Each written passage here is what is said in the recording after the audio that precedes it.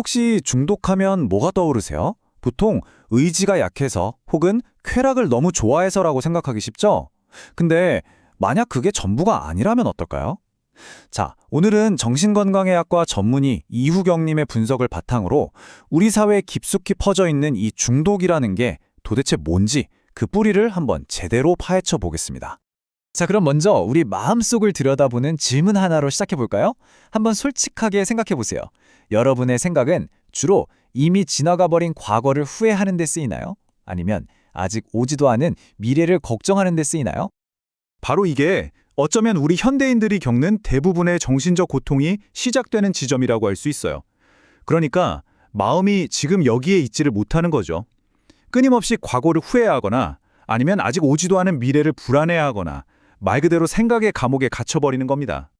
이렇게 과거에 갇혀버린 감정을 우리는 보통 우울이라고 부르죠. 아, 그때 왜 그랬을까? 그러지 말았어야 했는데 이런 끝없는 후회요. 그리고 반대로 미래에 갇힌 감정은 뭘까요? 네, 바로 불안입니다. 앞으로 어떡하지? 무슨 일이 생기면 어떡하지? 하는 걱정의 늪에 빠지는 거죠. 사실 이런 이야기는 오늘날에만 나온 게 아니에요. 보세요. 철학자 니체도 이미 오래전에 이런 말을 했잖아요. 인간은 개념의 감옥에 갇혀서 불행하다고. 우리가 무언가를 기억하고 또 거기에 이름을 붙이는 이 엄청난 능력이 아이러니하게도 우리 스스로를 꽁꽁 묶는 감옥이 되어버렸다는 뜻이죠. 그런데 말이죠. 이게 그냥 우울하고 불안한 데서 그치면 차라리 다행일지도 모릅니다.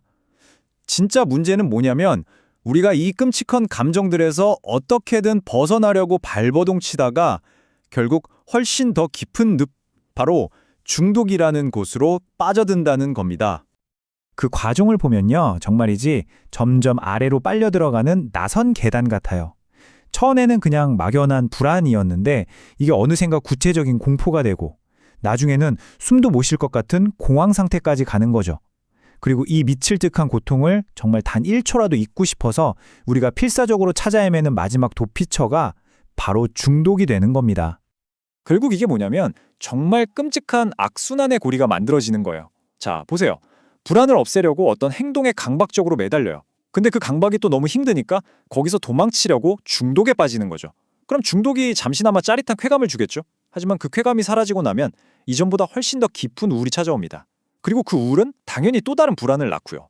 이건 묘비우스의 띠처럼 출구가 없는 영원히 반복되는 고통의 사이클이 셈입니다. 아니, 근데 대체 왜 우리는 이 고통스러운 걸 알면서도 스스로 끊어내질 못하는 걸까요?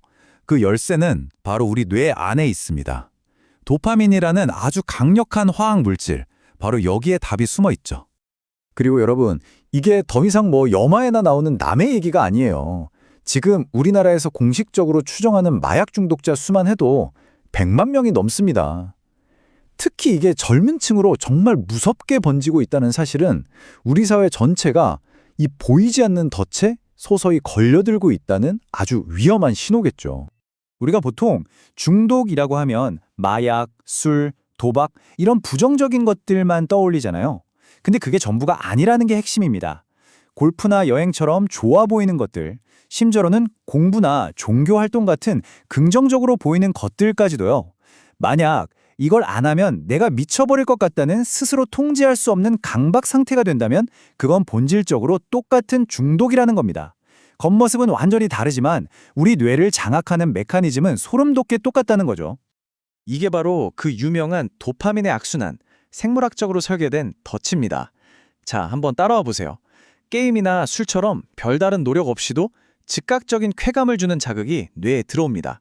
그럼 뇌는 보상으로 도파민을 팍팍 뿌려주죠. 기분이 좋아져요.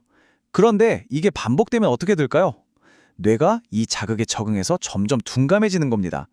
그럼 예전과 똑같은 쾌감을 느끼려면 맞습니다. 훨씬 더 강하고 더 자극적인 게 필요해지는 거죠. 바로 이 순간부터 우리는 더 이상 쾌락을 즐기는 주인이 아니라 그 쾌락을 갈구하는 노예가 되어버리는 겁니다. 자, 여기까지 중독이 어떻게 작동하는지 그 과정과 원리를 쭉 살펴봤는데요. 그런데 지금부터가 진짜 중요한 이야기입니다. 이야기가 이제 완전히 다른 방향으로 흘러가거든요.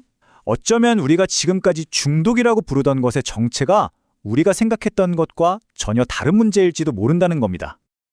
생각해보세요. 만약 중독의 진짜 목적이 단순히 쾌감을 얻는 게 아니라면 그럼 도대체 그 정체는 뭘까요? 우리는 대체 무엇이 그렇게 두려워서 무엇으로부터 도망치기 위해서 이 중독이라는 피난처로 숨어드는 걸까요? 바로 이겁니다. 결론부터 말하자면 중독은 병 그 자체가 아니에요.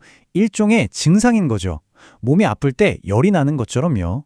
진짜 병은 훨씬 더 깊은 곳에 있습니다.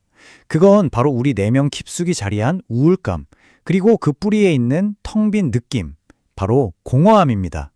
중독은 이 공허함으로부터 어떻게든 도망치려는 우리의 처절한 몸부림이었던 겁니다. 그런데 여기서 정말 놀라운 반전이 있습니다. 이 공허함이라는 게 마냥 나쁘기만 한 게 아니라는 거예요. 오히려 이렇게 묻기 위해 찾아오는 마음의 파수꾼 같은 거라는 거죠. 이봐, 당신 삶 이대로 정말 괜찮아? 하고요. 우리가 애써 무시하고 외면해왔던 아주 중요한 신호를 보내고 있었던 겁니다. 그렇다면 우리가 해야 할 일은 이제 명확해지죠. 이 공허함에서 계속 도망칠 게 아니라 용기를 내서 그 감정 안으로 들어가 보는 겁니다. 그리고 그냥 가만히 머물러 보는 법을 배우는 거죠. 온갖 시끄러운 자극들로 이 텅 빈 공간을 억지로 채우려고 애쓰는 대신에 그 텅 빈 공허함 자체를 편안한 고요함으로 바꿔내는 힘을 기르는 것. 어쩌면 그게 진짜 해결책일지 모릅니다. 진짜 문제는 우리 사회 전체가 이런 도피를 끊임없이 부추긴다는 데 있습니다. 철학자 코제르브가 경고했던 것처럼 말이죠. 지금의 사회는 우리에게 더 깊은 고민을 하지 말라고 대신 그냥 즉각적인 만족만 쫓는 동물화된 소비자가 되라고 말합니다. 아니면 남들과 비교하며 피상적인 우월감에 취하는 속물화된 소비자가 되거나요. 마치 우리 앞에 놓인 선택지가 이 두 가지뿐인 것처럼 말이죠. 그래서 결국 우리 스스로에게 물어야만 합니다. 나는 지금 무엇을 외면하고 있는가?